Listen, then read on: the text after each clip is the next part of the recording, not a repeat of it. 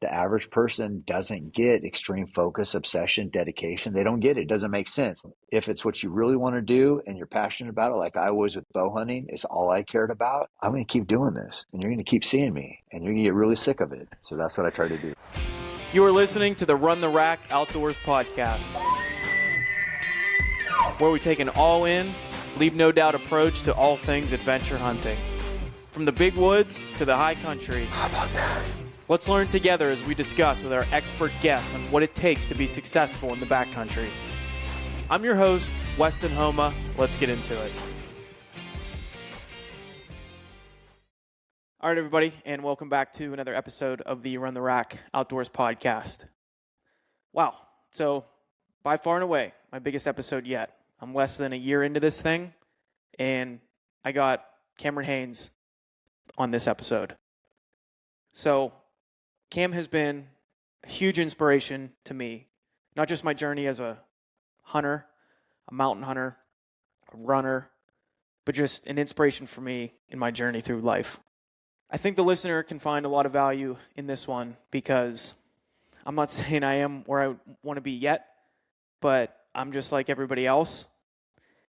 I had a point in my life where I wasn't really happy, but I read Backcountry Bowhunting about 5 years ago, and we get all into this in the episode.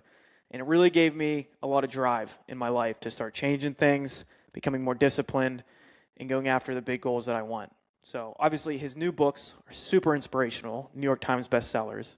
But that book was one that where I saw the regular guy, the regular job, doing these epic things, really gave me a sense of like, if you just work hard, show up every day, you can do whatever you want.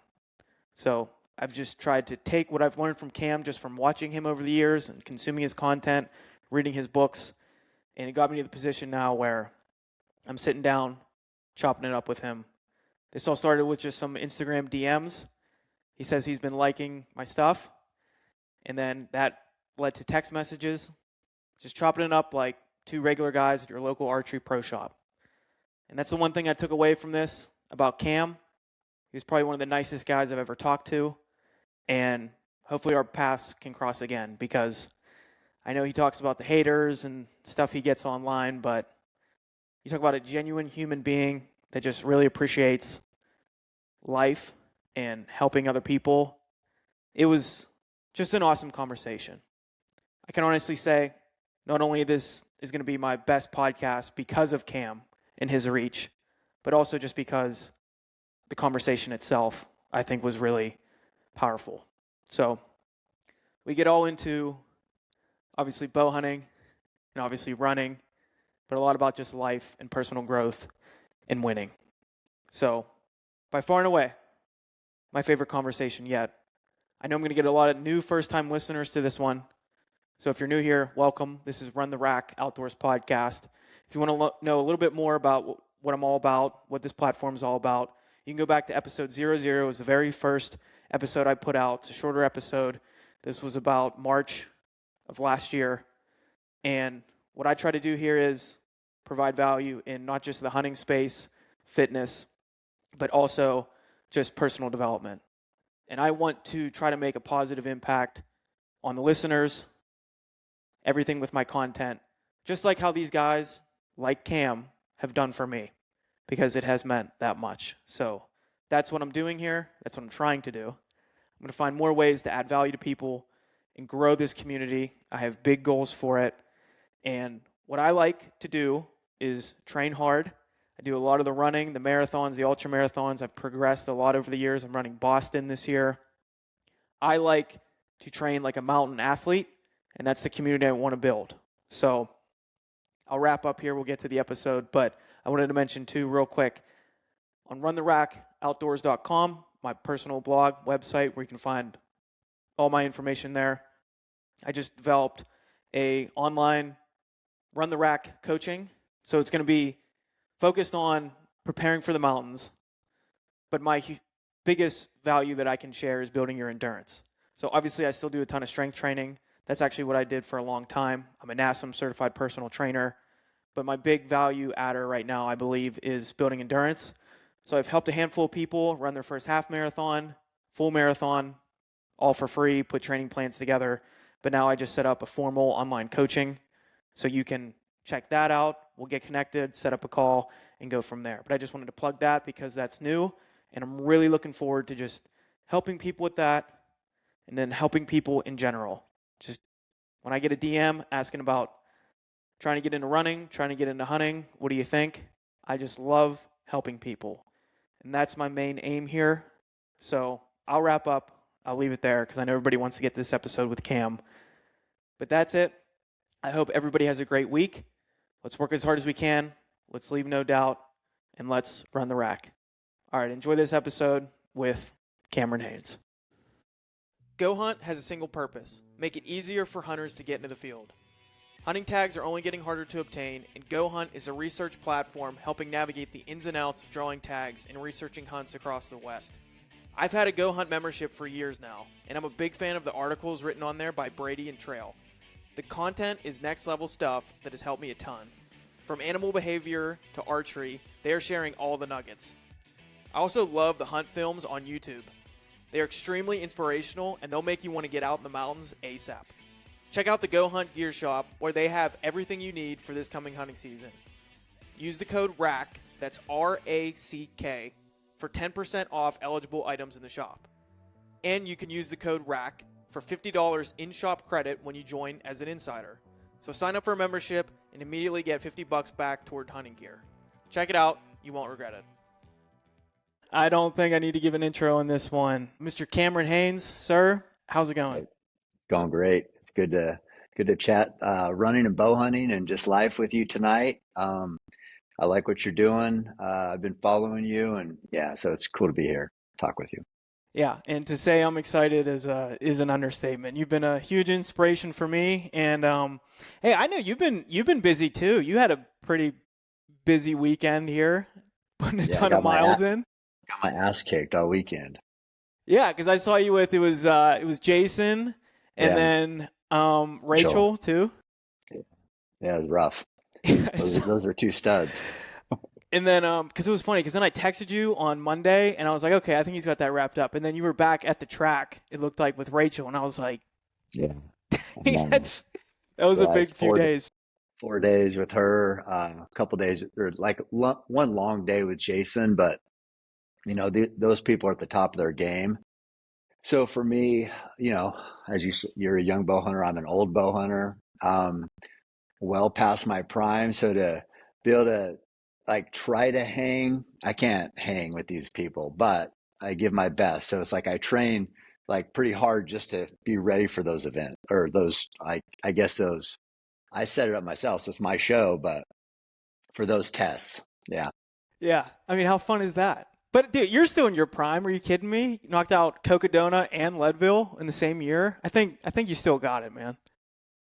Thank you. Well, I appreciate it. Those big runs hurt though. Yeah. No doubt. So yeah, really excited to have you on, man. Been following you for a while and love everything you're doing. You've inspired me in so many ways, and I'm not going to get too into myself here or whatever, but you know, you come out with a couple books lately, but I think the biggest, most inspirational piece of content for me that you've ever put out was this book right here. And for people listening, this is Backcountry Bowhunting. And you wrote this book how long ago now? I think it's 2006. Okay. Yeah. So 20 years, 20-year anniversary. There we go. Just a little bit of my background, because I'm sure I'm going to get a bunch of new first-time listeners here. I'm originally from Pennsylvania. I started hunting the West like a lot of people from back east or, you know, whatever, about 5 years ago, and make the big trek out to Colorado and hunt elk and mule deer, and absolutely loved it and loved everything about backcountry hunting, the mountains, everything they gave me spiritually.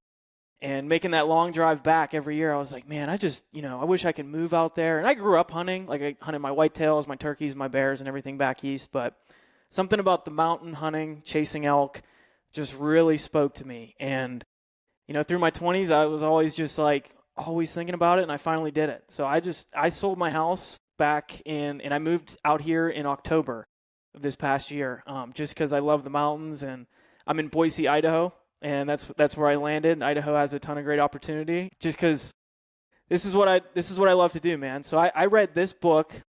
I think around that time I started hunting the West, and I remember, and not to blow this up more than what it was, but I just really wasn't in a good spot, like mentally, just being in my younger 20s, working a job I didn't like, place I didn't want to be, with people that weren't making me better, not in good shape, not a runner, man. Like I didn't do any of that at the time. I was about 20 pounds heavier than I am now, and just felt like I could do more with my life, and just wasn't happy. I wasn't a happy person.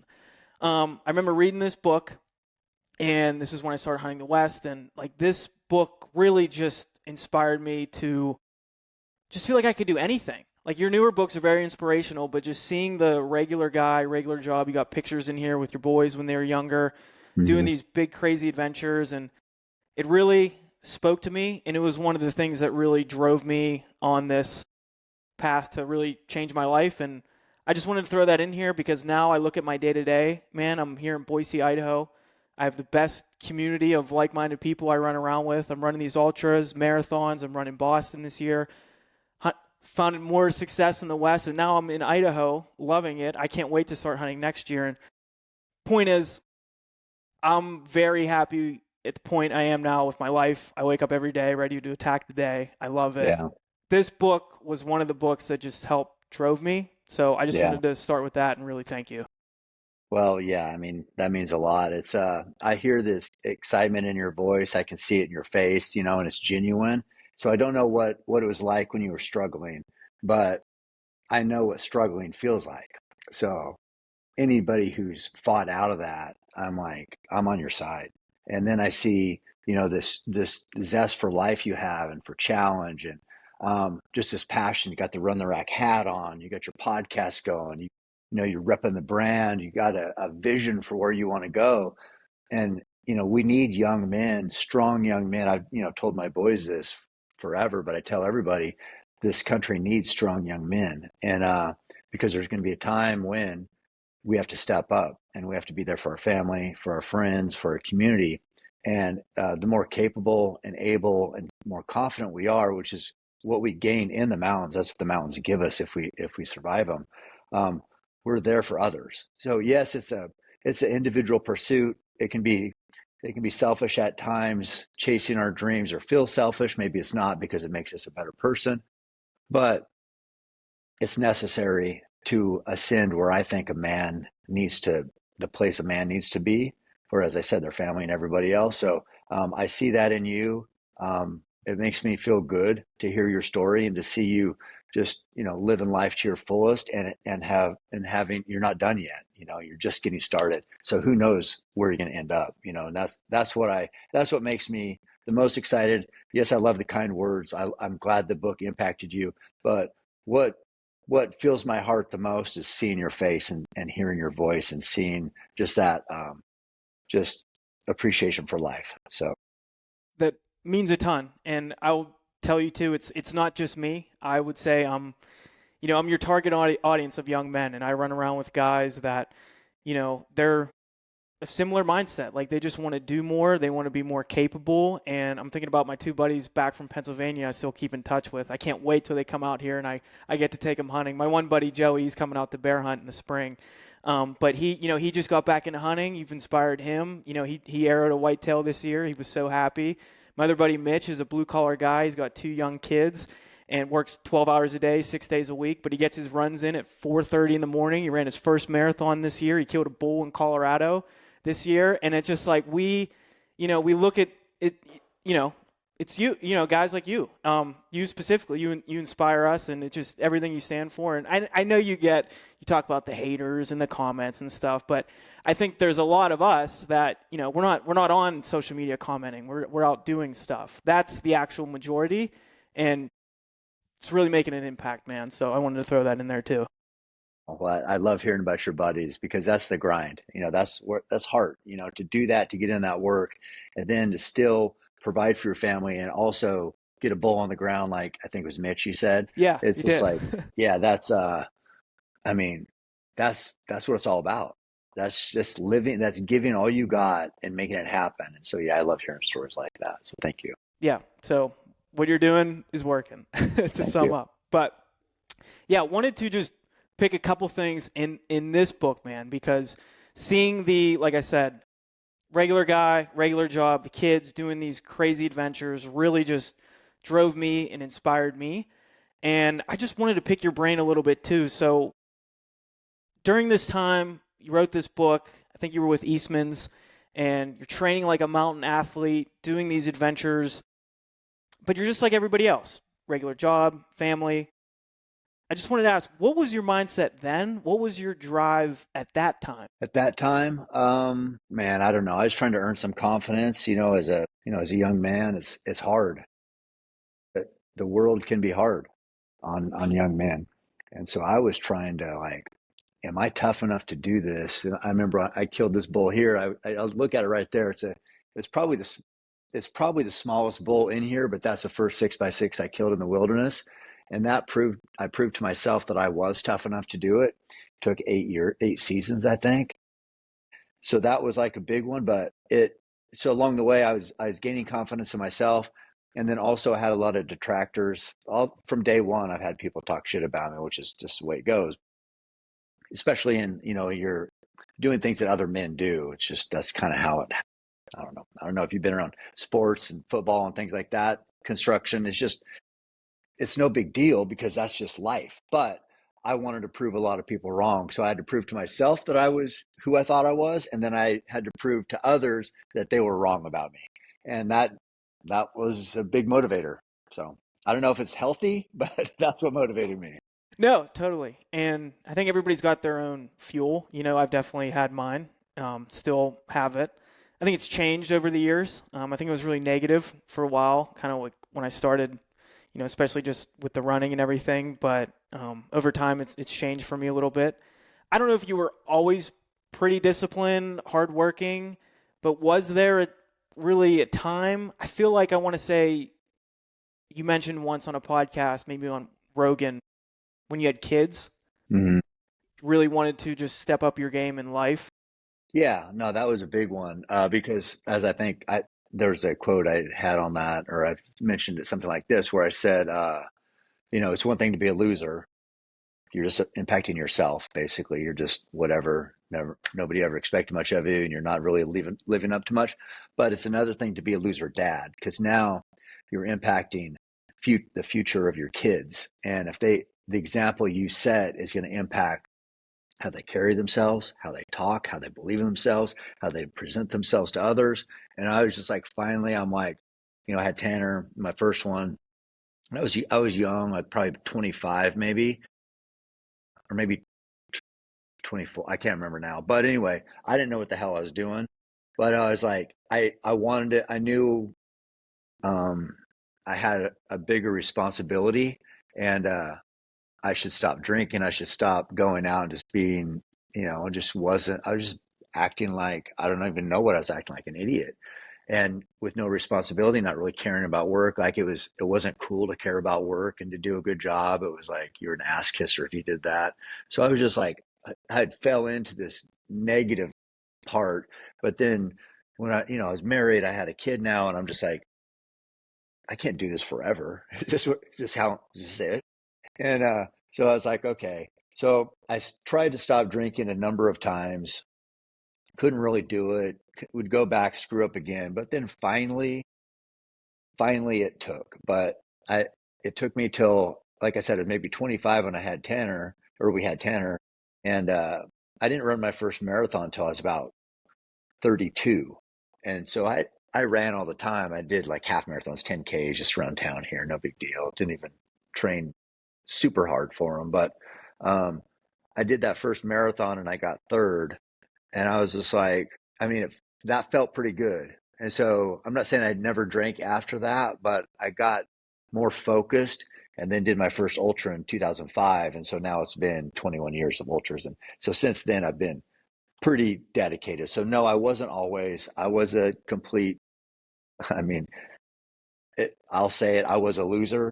But I got it turned around. Well, I feel like that's really exciting to hear for probably a lot of people too, because I think I'll speak for young men, get into their 20s and think maybe they just have more of a fixed mindset on things like, oh, I could never do that, or I'm just this way, or this is just what we do things in this small town. Like I'm from a small town in Pennsylvania, but like you said, didn't really start, turning things around a little bit till later in your 20s or 30s. So Yeah.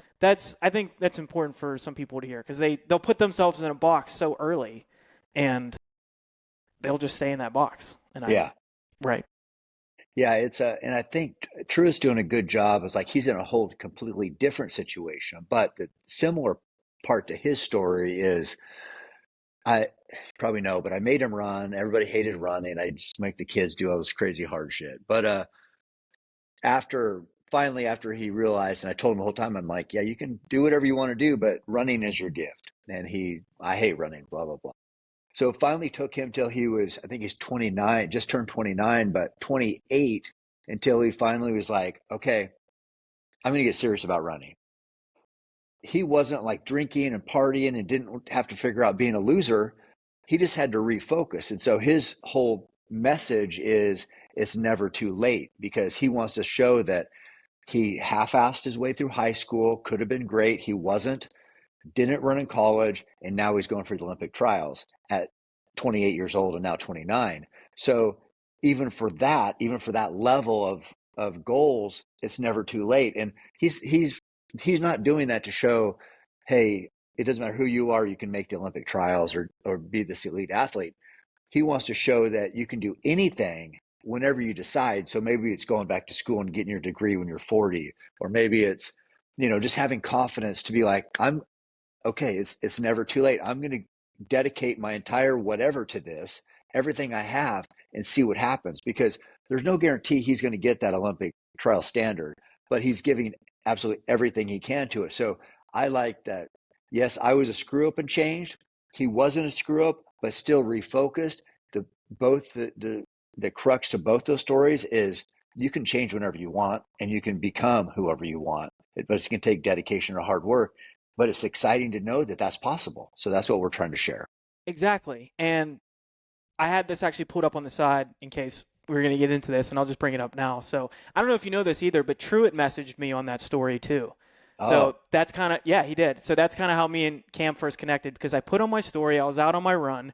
Truett did an episode with Cam recently talking about these Olympic trials. And I've been seeing like all the hate because basically yeah, what I follow on Instagram is hunting shit and running shit.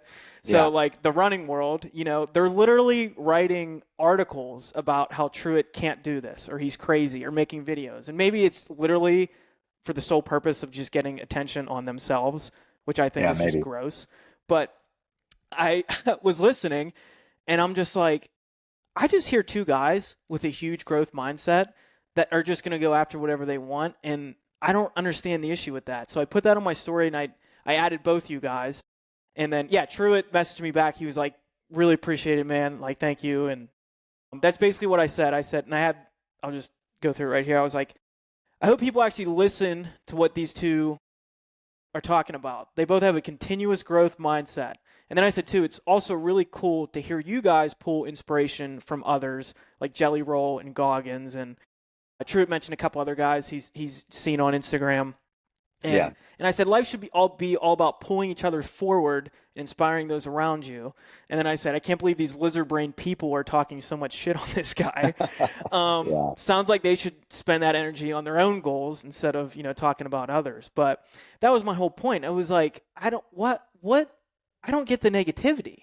This is just yeah. somebody that just wants to see what's possible and like, Hmm. why not? So Yeah, I agree with you.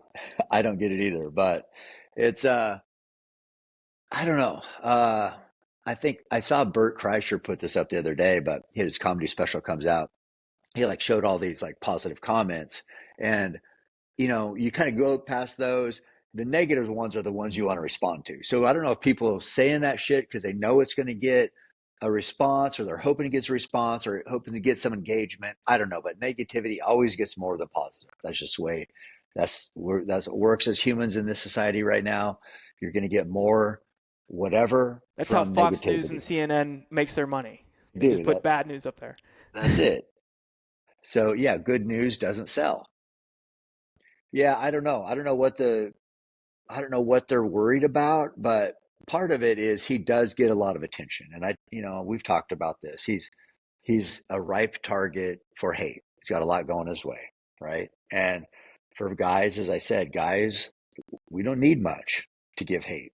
I mean, we'll give you hate even if you didn't do anything wrong. So, uh, yeah, he's puts himself out there. He looks at everything. I mean, he's very obsessed. So, I mean, we'll see what happens. It's gonna be fun though. But yeah, I appreciate you, making that post and listening to the podcast and being supportive, and it's cool. It's like, I like, as I said, he's young like you, and you guys are crushing it. Thanks. No, and I thought it was really cool in there too. At no time did Truett, like, or you just say like, we're badass, we're gonna do this, like whatever. It was never like Truett is still like very humble. And what I thought was so cool was like Truett was telling all these stories about Jelly Roll, and he's just like, I just see what he's doing and that's inspiring me. And I'm like, whether you guys are aware of this or not, like I'm listening to this on my run and I'm like, Truett's inspiring so many people by what he's doing, and Truett's being inspired by others just like he's inspiring other people. So it's like I like to just think of like it's just this big chain, dude. Like everybody's just pulling each other up, and It is. that's so cool. That's cool.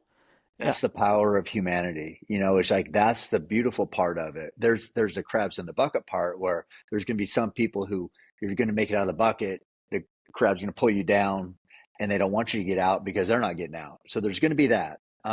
But in general, if if you focus on positive interactions, if you focus on going after big goals, celebrating others that are doing the same, I'm telling you, it's what you put out is what you get back. that's And it. it's like people say it like giving. They say the more you give, the more you receive. Well, it's more than just giving. It's more than giving money. It's giving energy. It's giving thoughtfulness. It's giving support. It's like, and the more you give, and I've seen it now for quite a while, the richer you become because the more you get back, and then you want to give more. And so that works, and it's a beautiful place to be. It's hard to get to because we have all these things on us pulling us down, trying to make us the news, like you said, or whatever, just regular life, or you watch a fucking shit going on in Minnesota, or you hear, you just get frustrated with politics, and it's like it's really easy to get down. But when you like take those shackles off and you're like, no, I want to be around. That's one thing I'm very appreciative of like the show where I can bring on outliers, because I get this dose of like just positive energy from all these incredible elite performers, and it helps me. But even without that, you don't need that. You can watch from afar and still be impacted, and you still make an impact on others. And so I'm trying to think. I don't know if Truett has ever even met Jelly Roll, but yeah, they both love each other and follow each other and get That's the even better, motivation off each other. Right. So it's crazy. It's crazy. And as you're talking about that, and like something I don't know, I guess I try to be a mindful person. Something I've learned just like over these years, Cam, I'll be honest, like I feel like I'm nowhere yet where I want to be with the like this platform, my endurance goals, but like I just feel like I'm on the path. And like when I'm on the path, I feel like I'm winning. I want to do more, be better, grow, all these things, but I feel like I'm winning. And Yeah, when I you feel are. like I'm winning, I want to see other people win because I know how good it feels. And then when I see other people winning, so to speak, in their own world, I have respect for that because I know that they had to, show up every day and put in the work. So it's like, I think people owe it to themselves.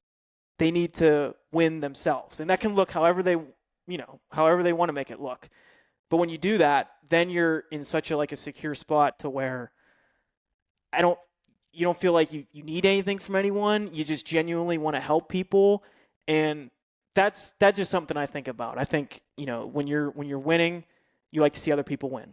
And how and it's contagious and it goes back and forth, like you said, it's that energy. So that makes sense. You get these outliers on because you just feed off that Yeah. because they're winners. No, I know. It's like, and my brother had this spike camp thing over here at Pisgah this weekend. So it was 12 hours of up and down, as many summits as you can get. There's this girl there. Her Instagram is called It's Tight. Nina Simmons, I think is her last name, but she's like the first African American woman, well, first woman to make it through Ranger School. She's badass, but she's also diagnosed with cancer now, and she was rucking 35 pounds up the mountain and did I think 30 or 31 miles that day with that weight.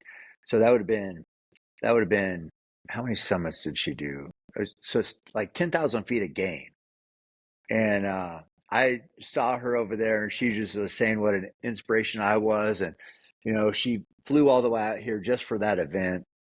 And I gave her a hug. I saw her a couple times, but I gave her a hug. I was talking to Rachel about her because we took off and did some other miles and came back. And hey, I said, what are you doing tonight? She's like, nothing. Because that race is done at 5. And I said, once you come over and hang out and let's watch the fights and have pizza or something. And because and the reason why is because um, somebody like her being around people like that, that's all I want to be around. I just want to be around winners. And when I see what she's doing, I know what she's going through. That's somebody who doesn't make excuses. That's somebody who's like, it doesn't matter what the fuck is happening. Stage 4 cancer, rucking for 12 hours. And you expect me to be around guys who bitch about working an hour overtime, and they're getting double time. And it's like they want to go home to do fucking drink beer. I'm like, no, no, this is who I want to be around. So I'm like, can you come over for dinner, hang out? I want this energy in around me. And I just try to look for people like that. That's been my whole like key to success essentially, is look for people like that I'm going to grow from, because I make excuses like anybody else. I have days where I don't, whatever. I'm like, my motivation is lacking. If I think about her, do I have an excuse? I don't have, there's no reason I shouldn't be able to go run 30 miles every day. She's doing that shit with stage 4 cancer as a female who's, also trained her ass off 16 years in the Army. It's like, yeah. So I just seek out people like that and I don't want to steal their power. I want to like use their power to grow. Right. Just take a little bit, it's contagious. It A is. little off the top. Yeah, that's all. Just a little bump. Oh, there you go. Mhm. Is that a Keystone IQ? I gotta try those. I haven't tried them yet. Yeah, they'll be sponsoring your podcast pretty soon. Yeah. Keep growing. We'll see. We'll see. Mhm. But no, that just, everything you're saying though, that just goes around too. Because everybody always hear like you're like the 5 people you hang around most. But there's still a lot of people that just hang around the same old friends or Yeah. whatever. I can attest that, man, dude, I don't know how I landed on Boise. Well, I had a few different filters or whatever of where I wanted to move to, but and I got a job out here. But the people I've met at these running clubs and these gyms here, everybody like in their 20s, everybody's training for something. And not everybody's like into hunting and stuff, but like that's what I like to talk about. But everybody's like, they got a marathon coming up, or like these high rocks things are like really popular, or like CrossFit. And everybody's just so driven and focused. And you go to these run clubs, and I can have like the shittiest day at work, but just to go run like 5 miles with my friends, it's always like the best. And just getting around those people here, I get excited because I'm like, my training just got even like easier. Like it got a Yeah. little bit more fun. Like I get to Right. go run in these foothills, 20 miles on Saturday. Like Mhm. that's, Yeah. I wouldn't want to do anything else. And like with my buddies. So it's just like, it's really hard because I was in a stage, I felt like of a few years where like nobody understands me. I just want to train. I don't want to drink anymore. I just want to whatever. And I felt like I was pretty lonely back in my small town. I ended up getting around a couple good guys before I left, like I said, but I think something I think about a lot is like, yes, you need to get around the good people, but you also need to kind of put yourself in that situation too. And that can be hard. That can be lonely. Because think if you're really overweight and you're like, I just wish I was around friends with 6-packs, maybe I'd have a Mhm. 6-pack. Yeah. Well, they're not going to want to freaking hang out with you, dude, if like you're, overweight. So I don't know. That's just something I thought about as you were talking. You have to get around the good people, but you also have to build yourself into that person that those people want to be around. Yeah. Yeah. No, you can't. I mean, you're going to have to change your mindset to be around true winners, because they don't want to hear a bunch of excuses. You know what I mean? They don't want to hear the normal talk people have, because the average person isn't technically a winner. They're just getting by. And that's, I know I'm not trying to shit on anybody. That's just a majority of the population. But when you get to the people the high achievers, you have to adopt that mindset. Otherwise, it's going to be oil and water. It's not going to work. But if you do, I mean, social media has really helped people from small towns because I had no resource, just like you probably had no resource. It was just the people I knew. I didn't even know anybody. We'd call this where I live town. Like I didn't know anybody in town. If I didn't have a positive attitude, nobody else was either. It was like Right. there's no growing. I guess high school sports. I had my buddy Donnie Manilli, who's a quarterback, and I was a receiver. We pushed each other pretty hard. He was a really good athlete, way better than me. But other than that, man, it was tough. But I think this day and age with social media and the run clubs have been pretty cool for like what you're talking about in Boise there. But just the online connections you can make and you can get inspired online. Like I said, Jelly Roll and Truett have never even met. They both inspired each other. So that is a cool part of, we can bitch a lot about social media, but there's a lot of positives to it also. I mean, we're doing this because of social media, so can't hate Exactly. on it. And Yeah. and that's been my mindset too, man. I always felt like, and I stole this from somebody, but I'll say it again. I believe social media is like a hammer. You can either build a house with it or you can kill someone with it, you Yeah. know? Yeah. And Definitely. I just look at a lot of people, killing shit with it. But Hmm. why not? Like, literally, the algorithm is what you click on. Like, it's what you think about. Like, if you look at Yeah. mine, it's hunting and fitness and running and like maybe some funny memes. But like, Yeah. that's mine. Like that's the world I want to be in. And I think if you're putting out, like, that's what I want to do, man. I want to grow this, but my main aim is like just try to make a positive impact because there's so much garbage in the world.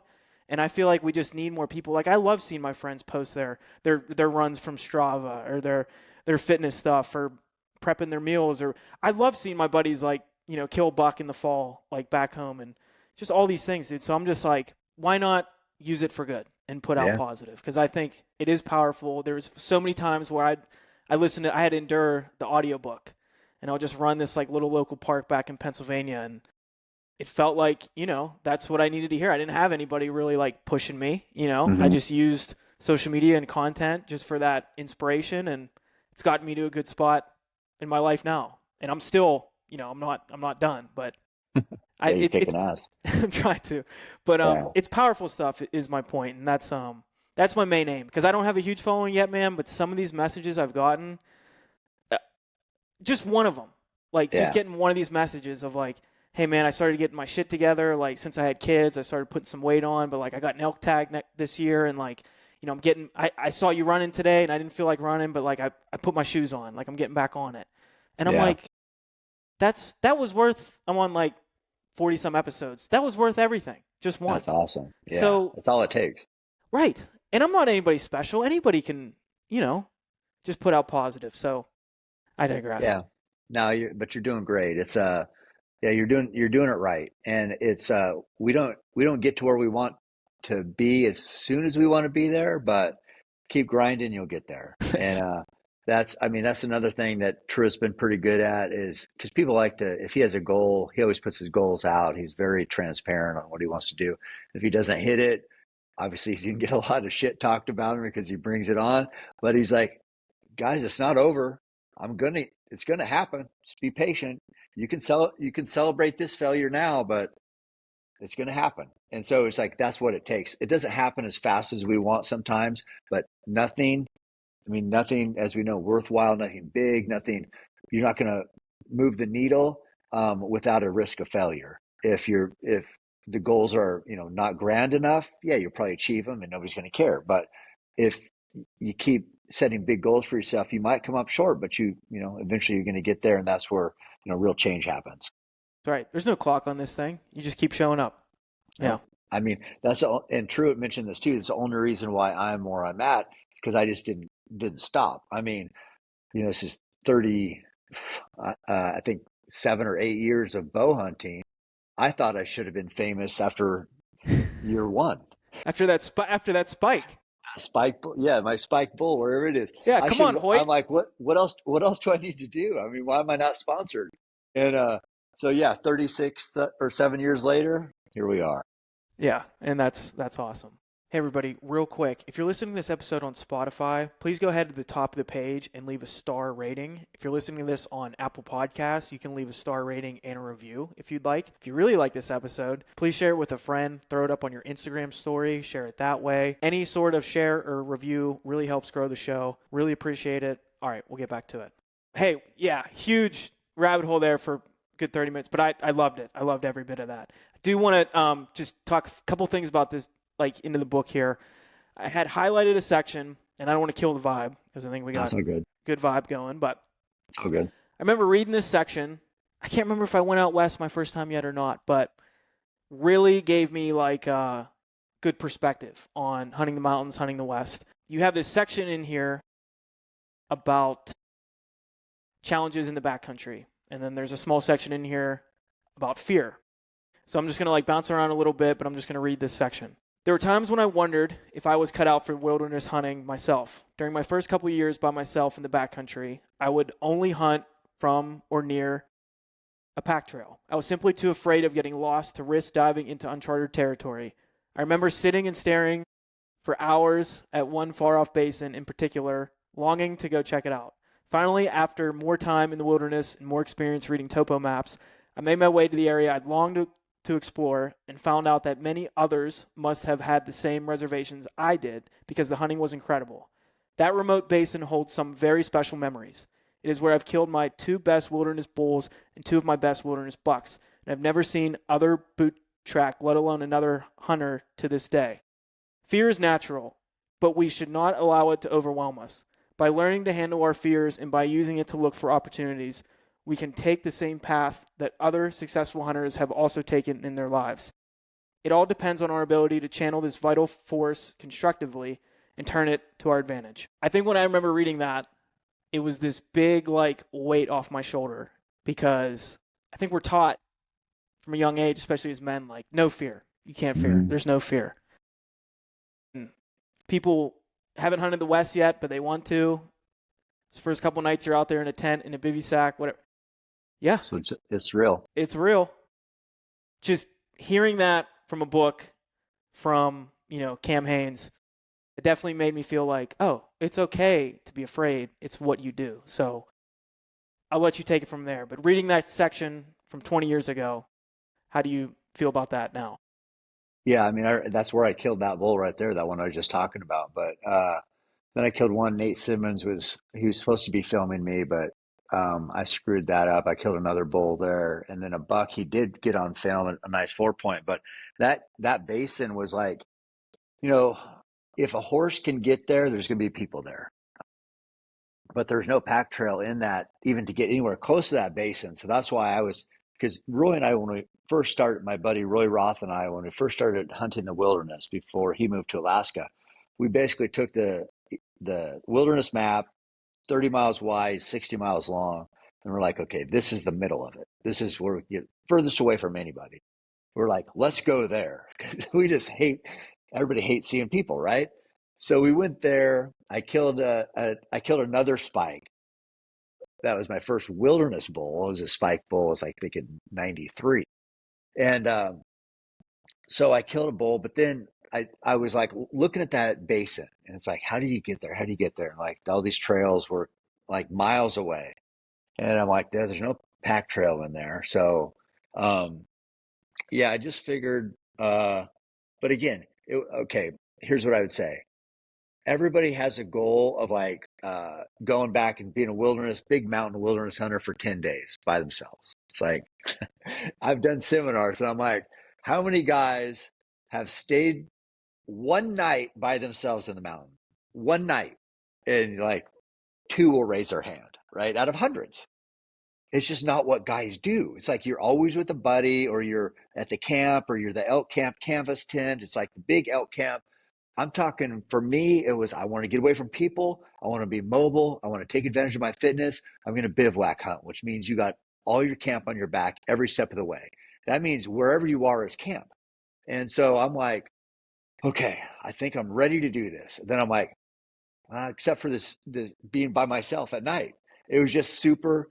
I was afraid. I was afraid. It was just like, I was thinking about, is this tree going to fall in a windstorm? Is lightning going to strike in here? Is a herd of elk going to come through? Is a bear going to come through? It's like you start thinking about all these worst case scenarios, and it's hard to sleep. It's hard to even get comfortable. And then you're up, and then, or if it's raining and you're worried about snow coming in and you're getting stuck in there. And it's like so many different worst case scenarios. And then finally, after it takes time, it takes experience, I would go on scouting trips for a day or a night at a time, 2 nights at a time, 3 nights at a time. Then finally, I'm like, okay, I got this. But it wasn't overnight. And then I got back to that basin that I was talking about, the remote basin. It's where my father-in-law killed his sheep. Also, he drew a once in a lifetime sheep tag back there. And I'd seen a nice big ram, and we went and got it killed on his tag. And I still have never seen anybody there. I mean, I was like, I haven't been there in a few years now. But my oldest son Tanner went back in the wilderness this year. He killed a giant 7x7, and That was a tank of a bull. oh, Yeah. it's crazy. But he still has never made it there. And like he was there for 8 days and hunted, like was kind of looking over there, and he knew kind of where I never tell anybody where I go. So it's like I told him though, but he never made it there. But it's just a special place, but it's a challenge. It's a challenge. And yeah, I didn't mean to cut you off, but I was done. so this is so crazy to hear. So I will flash back to me at this time. This was like, and I had a few people inspire me, obviously you with this book. Aaron Snyder had that, when he was with Kafaru, he had that podcast. I wouldn't have known what a podcast was if it wasn't for hunting. So somebody told me like, oh, you're going to go hunt the West. Like you got to listen to this Kafaru podcast, Aaron Snyder. Yeah.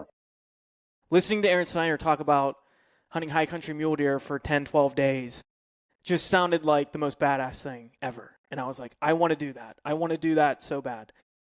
But yeah, I can't. I don't have the skill set. Like I grew up outdoorsy, like I said, hunting whitetails, but you're out back on the back 40 in a ladder stand. It's a lot different. Camping, but that's just family camping. Like that's not. So I was like, okay, here's what I need to do. I need to figure out how to be an effective like camper, backpacker, and I'm in the East. So what I would do, I would go to just these places, this public land, Allegheny National Forest in Pennsylvania. I drive up to the Adirondacks in New York and just do long 2-3 day, like long weekend backpacking trips and just be comfortable in a tent by myself. I remember going to, it's funny, you had Killian on the other day and he said he used to just camp out in this area, Dolly Sods in West Virginia. Yeah. Went there multiple times. I've been there just to camp and hike. And like, I loved, everything about it too. But I was like, I'm running all my hunting gear. And that's what it was, just trying to be comfortable in a tent. And I remember the first trip I did, I went to State Forest down in Maryland because I wanted to hunt public land whitetails down there. And I was like, I'm going to scout, but I'm going to have my tent on my back, and I'm just going to sleep in the woods like a mountain man. Most scared night of my life, the first time doing it solo, because I knew there was like a lot more like black bears down there, and all these just high winds were just blowing these pine trees, and I barely slept. It was like a real thing. But like you said, it was the same thing for me. I started then doing all these longer weekend trips, being more comfortable out there. I remember going to West Virginia one time and like it was over Labor Day and like I had planned to come home, before Labor Day. A storm was coming and I stayed out there to ride the storm out in the night just because I was like, well, if I go hunt mule deer in Colorado, it's probably going to storm there. I want to stick out a storm here. So and then just over time, and then first couple years I started hunting the West. I was with people, but then I did start going solo, and I felt like I was much more capable. But I think that's important too for people to understand. It's a learned skill. And I'll tell this story though real quick. A couple years ago, I went to go hunt mule deer in Idaho by myself. I drove all the way out here from Pennsylvania. I had a tag. This huge fire literally shut down the whole hunt unit. If people are listening, I have this on my YouTube channel. It's called A Wild Turn of Events.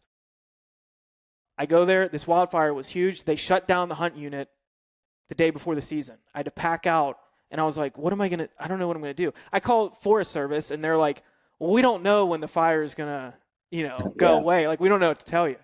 Yeah. Long story short, drove to Colorado, bought an over-the-counter elk tag, spent I met a couple guys for like 2 days, but then I went solo. I spiked out solo for a few days up on a mountain, way back in. Blew a couple stalks on a couple elk herds, trying to kill a bull. And then I remember towards the end of the week, I was like, okay, I'm up here by myself. Like, I know there's a herd in that next basin. I'm going to wait for the thermals to shift, wait for like later morning. And if I have a good chance at a cow, I'm going to shoot her. And sure enough, I made this huge stalk down on this herd, and I arrowed a cow, and that was my first Nice. elk. And I Whoa. was up, I was up there, 12,000 feet, wilderness, Colorado, by That's myself, legit, dude. dude. And these bulls were bugling in the creek bottom, like before I shot her, and like you would have thought though I killed a 400-inch bull. I was like No, unbelievable, but that's living. I was, man. So then I'm like, okay, I got this huge cow elk on the ground, and I did everything myself. I packed out that whole cow myself. I got to a place where I had cell service, and it's a long story, but I knew guys in that hunt unit hunting mule deer. The one guy had a bear tag, actually, and he shot a bear, and he was like 2 hours away getting it checked. I had no help. Oh Long man. story short, so it was Yeah. but I was fine. I Yeah. looked at it like an ultra, so it was like a day and a half of like I did a couple trips because I was like 4 miles in, maybe a 4,000-foot climb, a couple miles off the trail, like up and down in these other basins. Deboned everything, hung it in the creek, That's North Face, awesome. had the pines. It got super Perfect. cold up there at night. It was totally good. So that was my story. But again, it was like, point is, those were skills. And not just the shot, not just the other thing, but just becoming comfortable in the wilderness. Well, there's a couple things in there too. You adapted, because shit happens back there. You might have a plan. Guarantee it's not going to work out that way. So your plan was to hunt Idaho, and some people would have went home after that or done something else. You still stayed hungry, stayed focused. Okay, what's the best case scenario I can do in this situation? You made it happen on another state, on another hunt for another species. That's not something everybody would do. To me, that's a separator. You are different than most people because you're like, yeah, that was a challenge. That didn't work out. I shit the bed on that one, but what else can we do? And you made it happen. And that's why you're in the position you're in right now. And that's why you're going to be in a great position in 10 years because you're going to keep making decisions like that and keep overcoming and keep, no excuses. And that's all it is. It's like you have the right attitude. And I don't know how you developed it, but it's a superpower. So yeah, great job. Thank you. I just remember telling myself at that time, like, I'm not being a victim. This is not my story. I'm going to write the story, and this is not the story that I'm going to tell. And Exactly. so I videoed the whole hunt, and like, I'm out there in Idaho. I'm spending nights like with this smoke rolling in, and I'm like, I don't know what I'm going to do. Like, what am Yeah. I going to do? Like, I didn't know how that was all going to end, but like, you just, I don't know. I think I don't know if I was always like this. Like I always worked hard, I guess, like in high school sports and got good grades, got a college degree, but I just felt like I was never really, I had always had more, but I don't know if I was afraid to always push harder or whatever, Hmm. but you just get tired of being like average. Yeah. Cause when in today's world, average just feels like losing. Yeah. And you just get sick of your own shit. Just like how before I made this big move, I was telling myself for years, like, am I ever going to move west? And then I was like, I'm not, we're all going to die. You're going to Yeah. die. I'm going to die. Everybody listening to Mhm. this is going to die. And I'm just like, I'm not, no No, regrets. no regret. I'm doing it. So Yeah, that's a good decision. But yeah, you got heart. I mean, you definitely got heart. I remember I told that kid the other day too, Jason. I mean, he was humping that rock up the mountain, and like he was pushing so hard, like fighting that time. And I said, dude, you got heart. And that is a separator. It's just like, what does it mean? I don't know. But it means digging deep. It means not taking no for an answer. It means overcoming any obstacle in your way. You run around it, you run through it, you go over it, whatever the case, it doesn't fucking matter. It doesn't matter what it is. I'm going to figure this out. And that's with that heart, you're going to get through anything because the success you had before, the school, the college, the high school sports, that's all pretty standard. It's fairly with a little bit of ability that doesn't take much to succeed there. On your own, solo in the mountains, night and day different from the success you've had before. but maybe that success set you up with the right mentality to be able to, that's a big test to do what you did and go from Idaho to Colorado and make that happen, pack that elk out on your own. That is special. And so whatever the case, that's a whole nother level from what you've done before in the past back in PA. This is a whole nother level. And this is a level you're at now, or even beyond it. But to me, that gives me great hope. Who knows what your ceiling is? Because you're just keep kicking ass, dude. Thanks, man. And that dream of listening to Aaron Snyder hunting that high country mule deer. So this year, then I killed 2 mule deer bucks. Nice. Long story short, there I killed one in Idaho as soon as I moved here, which was wild. But the other one was I arrowed a velvet mule deer. It's that one. 13,000 feet. We were up there, spiked out, just like how, Draw it up. It's, yeah, just like how, I was sitting there with that buck and, yeah, arrowed him in the cliffs. Took me, sat on that buck for 3 hours, stalked all day. But how far shot? He hopped to, it was so dumb, man. I was right on top of him. He was 20 yards, and I had my rangefinder in my hand. And I'm like, what am I doing? Why am I ranging this buck? So he looks up at me, and then he hopped to, I held for 45. And luckily I was like, just draw back. He might stop. And luckily he did stop, and he was quartering away, and I got him at 45. And then he took a nasty fall. It was kind of gnarly. Yeah. I have that on my YouTube too. If people are listening, it's called Patience, Colorado. Nice. High country hunt. But yeah, it was. But it's still. So then I sit on that buck, and then you think about, and I've heard you talk about this too. Like, it's you just think about that whole journey as a hunter. And I'm still so young in my journey. But even just to look back on like the few years ago when I started hunting the West and learning how to do this and listening to Aaron Snyder talk about hunting high country mule deer, and then now I'm sitting on one. Like I did it. And that's like so special. And I just feel like I hope people that want to go, set big goals, run their first 50K, kill their first elk, whatever. I don't know. It's just like, don't discount the journey along the way. Because I've had failures. I've had times where I got my butt kicked in the mountains, races, all the things. But it's all about that journey. Because when you find that success and look back, dude, there was nothing sweeter. Well, you think about all the overnight trips you took back in PA and West Virginia and all those areas, then all the time you've been in Idaho, then in Colorado. So how many animals have you killed out west now? 3? So 3 mule deer bucks and then that cow elk. So 4. Okay, so 4. Yeah. So 4 over, that's a lot of time.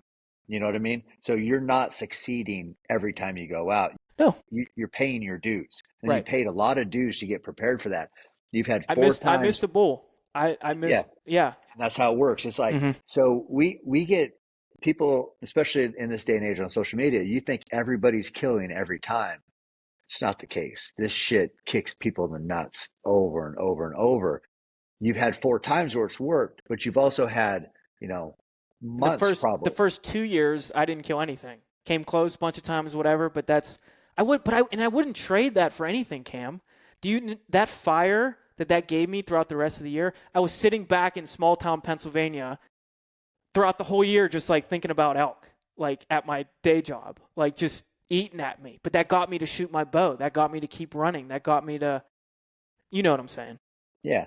Well, another thing that from that story is that's another example where a lot of people would have failed with the buck at 20 bounds out. That's heat of the moment decision making to judge that at 45 yards and make a good shot on it when it didn't. You thought you had it here, slam dunk. Why were you ranging? Who knows? Whatever. And then everything falls apart. Most people miss that or fuck it up. You didn't.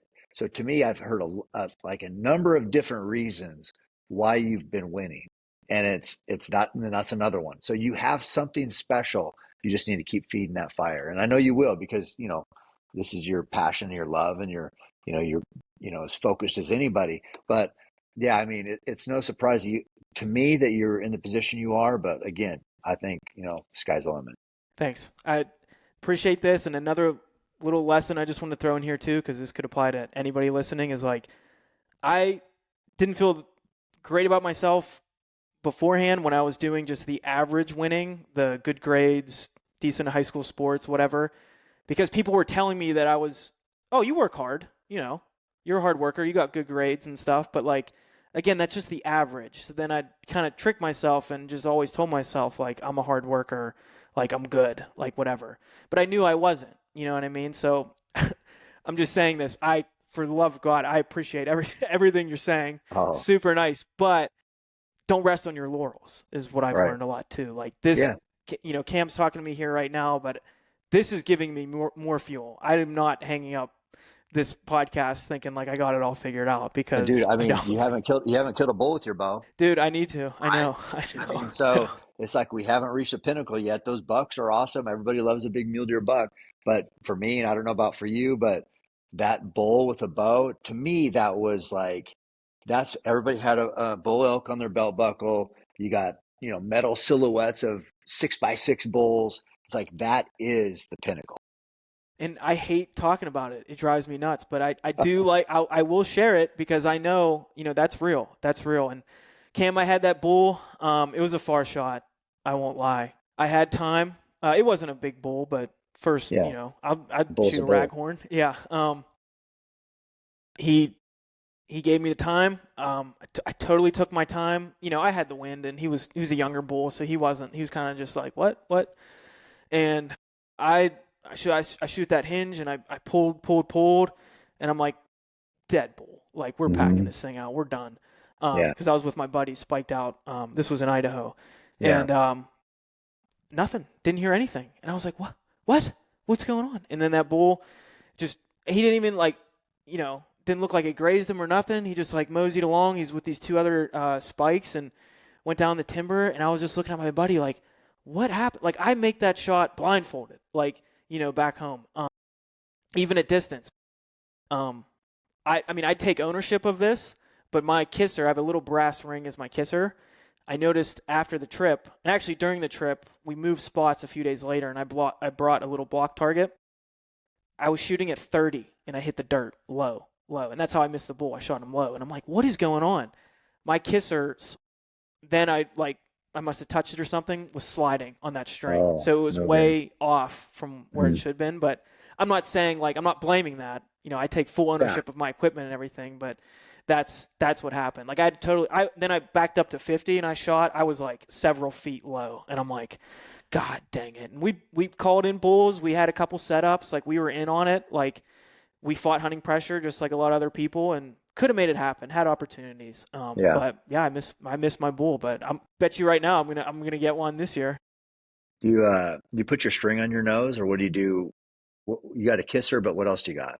So I just have this spot on my hand and I know I touch it like behind my cheekbone and then I have my kisser that goes right here. And then I just touch that string to my nose. So I don't have like a nose button, but I feel like if I'm always hitting my kisser button here and that perfect spot on my hand back here, that third point's always going to line up. Yeah, So, it should. It mhm. should. Yeah, it's hard to be off with I do the nose button, the kisser, and you know, then I do my thumb behind my neck and leveling up, and you do all this stuff. It's hard not to be. It's hard to be way off, but still bow hunting. Shit still happens. It's tough. But I'm going to try and tinker and all these things. Like this is the off season. This is when you kind of figure all that stuff out. I got a really good pro shop here, not far from me. So been hanging out there and yeah, I'm going to make sure, control that. Try to make sure that doesn't happen Yeah. again.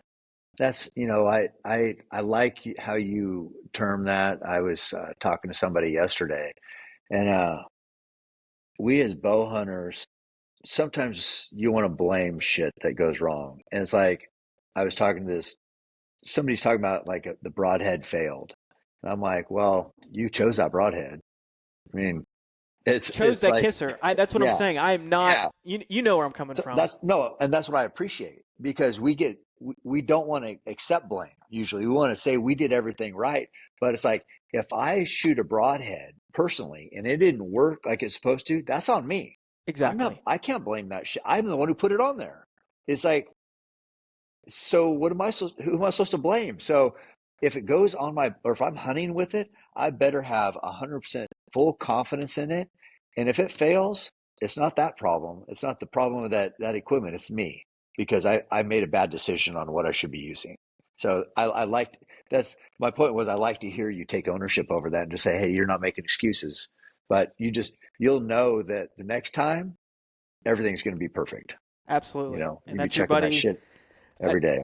Yep, and that's your buddy Jocko there. Extreme. That's definitely back here somewhere. Oh, Extreme I know. Ownership. So That's great it. book. People. Yeah. Oh yeah, people got to read that one, and then because that's the thing, you take ownership. All right, now you're in control. Now you can do Yeah, something about it. for sure. You give that other, the bow, the power.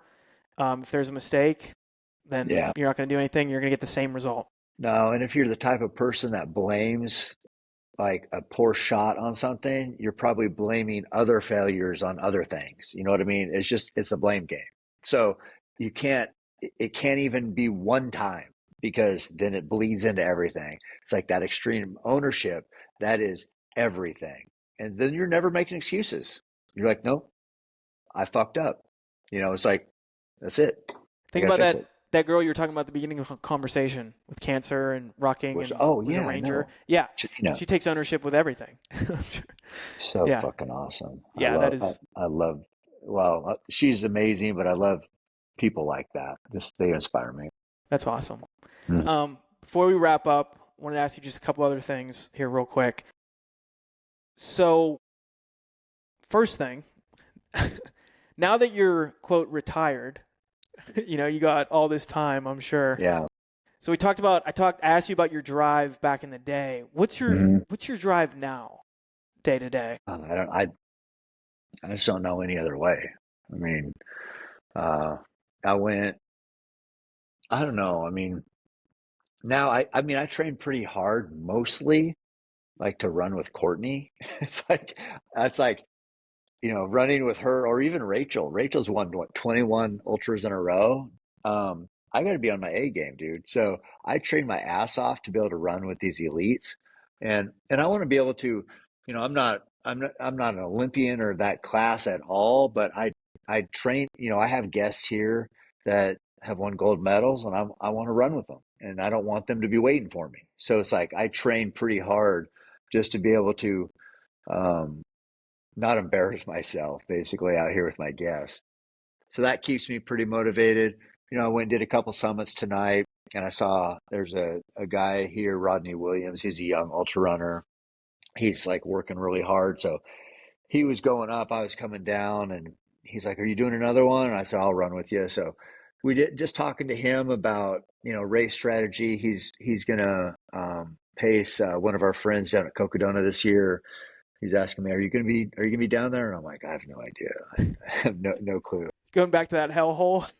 Yeah, yeah. So, but just like the community, just being in this, this is Tracktown, USA here. So just being around all these badasses, that is motivating.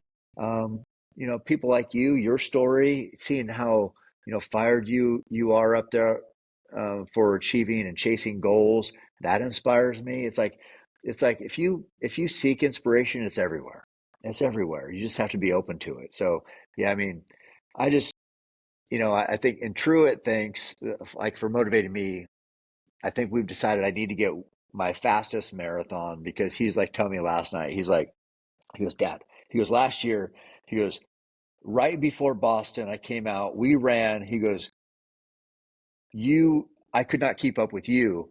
And he's like, on a 20-mile run, he goes, "and I ran a 2:38 at Boston." He goes, "You were in better shape than me." So he goes, "You got to get your marathon PR." Because my marathon PR, it's like, you What is know, it? it's 2:50. Okay. And that was at Boston and New York and Eugene. But I've always like, I probably could have got faster, but I stayed with Lance Armstrong there in 2008 in Boston. Oh yeah. And we both came in at 2:50. But um, so point is, he wants me to get my marathon PR at almost 60, which should be, I've been running my whole life too. So I just am like not smart on, and Rachel actually told me this the other day after we ran together for 4 days. She goes, "I don't know what I was thinking." She goes, "I think I was thinking I saw your Coco Donut time and I thought you were just like kind of okay." She's like, "You're a great runner, just not a good racer." And I'm like, "Yeah, I don't, because I just show up. I don't even look at the map. I don't even like the pack I had for Coconut. I'd never even had on before. Same thing with Leadville. Just like Aspire sent me all the stuff, and I'm just like opening boxes that morning. And I'm like, okay, I'll try this. So I just don't do a good job. I just love to run, and I would just think that I'm just going to show up for these things. I'll figure out a way to finish. But if I actually like was focused, I think I could have a great year. So I'm kind of motivated to do that too. That's a long answer to your question. No, there you go. Yeah, I think you just love what you do, and I think you got under 250. So I got 248 last year. I still Awesome. feel like you could smoke me, Oh, but I'm gonna try to go sub 240 at Boston. okay. Not the fastest course, but No, and I know that. Any advice for well, Boston? yeah, yeah. Hills. I mean, do some. This is one thing I never did, but Truett is doing it, and it really pays off. Is that speed work? But with Boston, you need to have legs for sure, which your mountain running will help.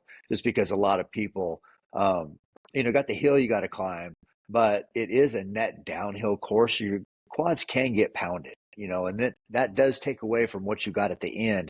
If you need to push past 20, um, it's exciting. Everybody's there. You should be able to push, but if your legs are compromised because didn't have the strength they needed, that you're going to suffer there. And then also, I mean, I'm lucky enough to be able to have Ben Blankenship here in town, who's an Olympian, and he's a 216 marathoner too. But he says like people fade at the end of the marathon because of strength. So a little bit of weight training. I don't know if you lift do much legs. I don't do much legs just because I don't want size on my legs, but I run mountains a lot.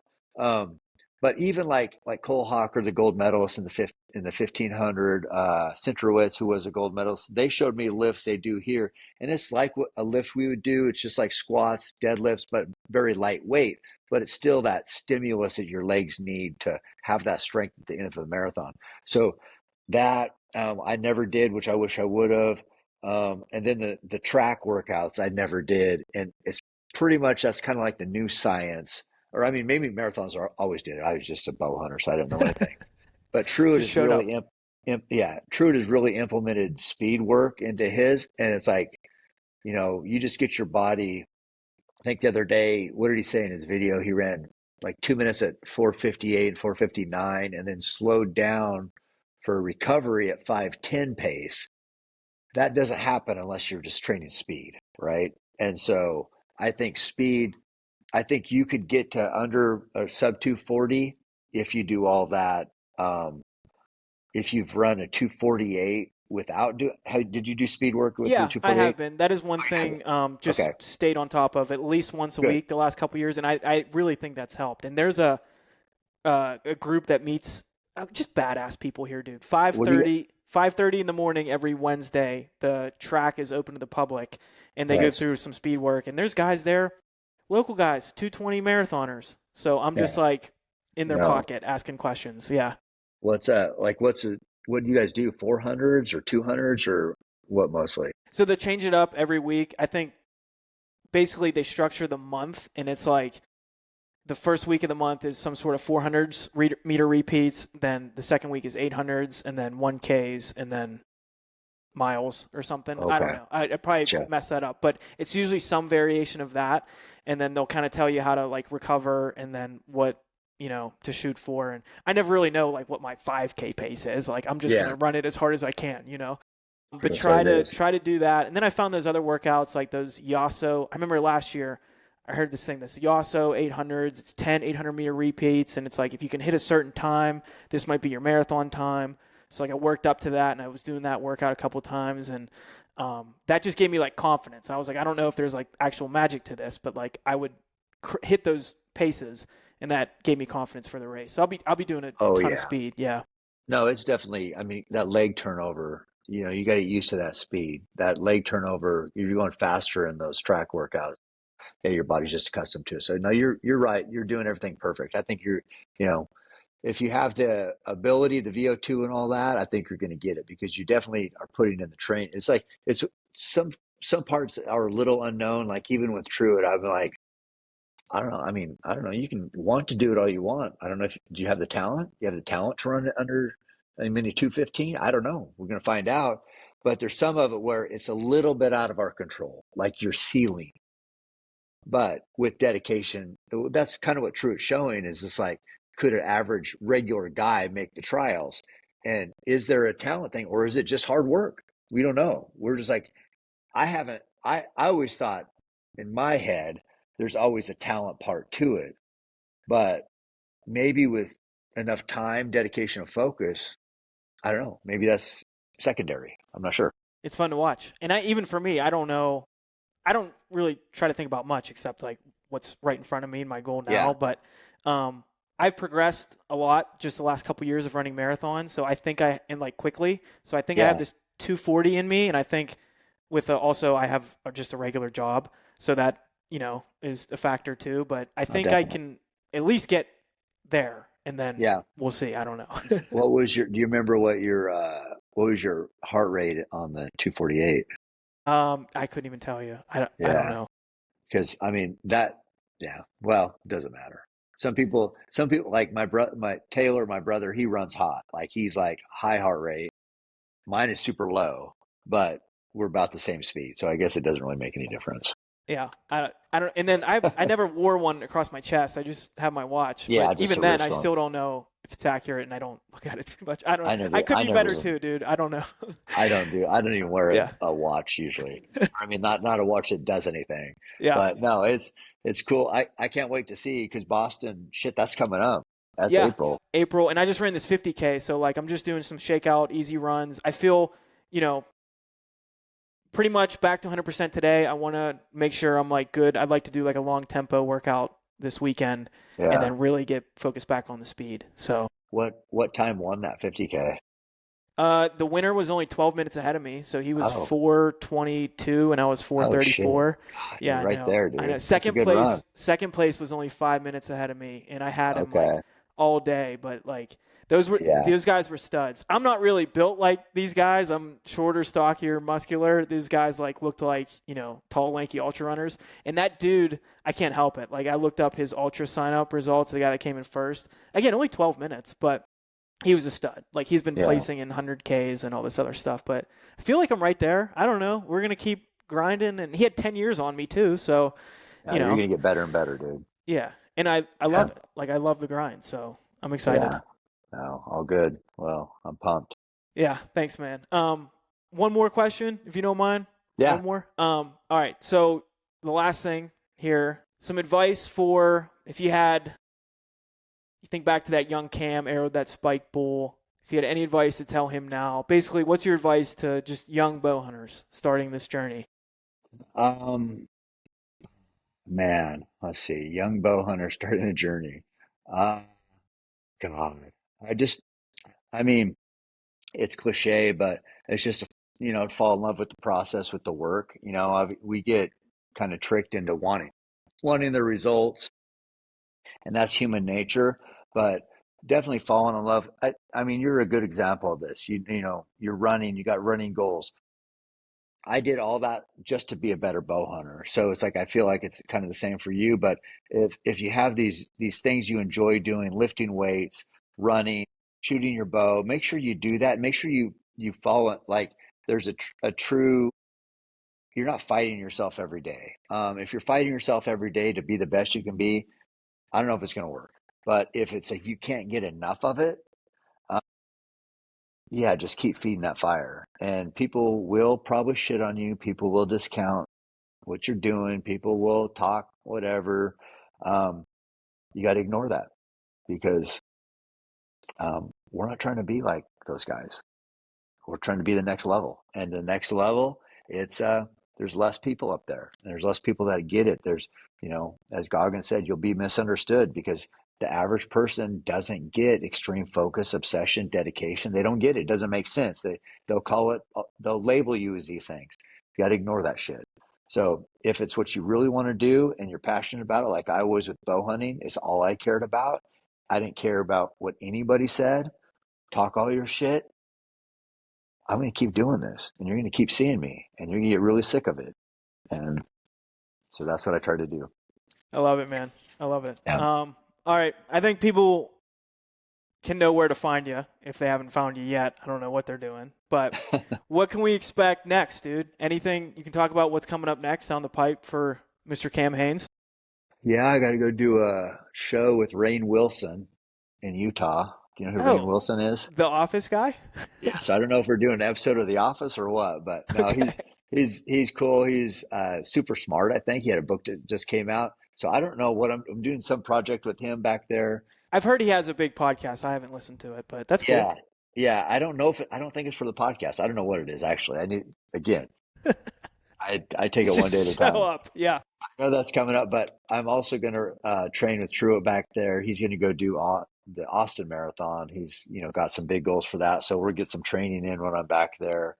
That's coming up. I got the governor candidate of Oregon. One of them is going to come in on Tuesday right before I leave. Wants to do a podcast. And yeah, let's see. I think I might be doing brown bear in May up in Alaska. So yeah, I don't know, just kind of shooting my bow. I got my new bow getting dialed in, and we'll see. Heck yeah. I can't wait to. So I started baiting bears back east before I moved. So my brother and I, we would drive like all through the night, wake up, bait bears all day, drive back. And then so started finding success doing that. And I can bait bears here in Idaho. So I Yeah, cannot wait to start getting out. And I know you got that bear crack recipe in bear here. crack. So Bear crack. I'll give it a try for you. Put a post-it note on that recipe page. Yeah. Yeah, I will. All right. Cam, I cannot thank you enough, man. Like I said, you're a huge inspiration. You're inspiring even more people than you know. I see it. Thank I you. talk to the young guys all the time. So just really appreciate everything you do and appreciate your time. Thank you. And likewise, I like what you're doing. Happy to support you. Just keep working hard, and I'm excited to watch where you go. Thanks, man. Appreciate it. All right. Have a great night. You too. All right, everybody. Thanks for listening, and we will catch you on the next one. See ya. Hey, if you liked that episode, please share it with a friend, share it on your story, and give the podcast a rating and a review on wherever you listen. For more of this type of content, you can head over to the YouTube channel and follow along on all the social platforms. Really appreciate it. See you on the mountain.